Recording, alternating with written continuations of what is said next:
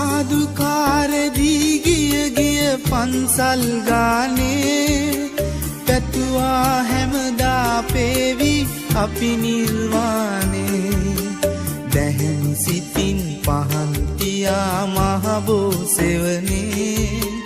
වැඳ වැටුණා ගාත කියා පිතුම් සරණේ බුදුන් දැක නිවන් දකින්න මේ සංසාරේ අපි ඇසු බණ මදි වුණාද මේ දම් දීපේ සිල්ගත්තා පින් කෙරුවා දිවා රෑ දෙකේ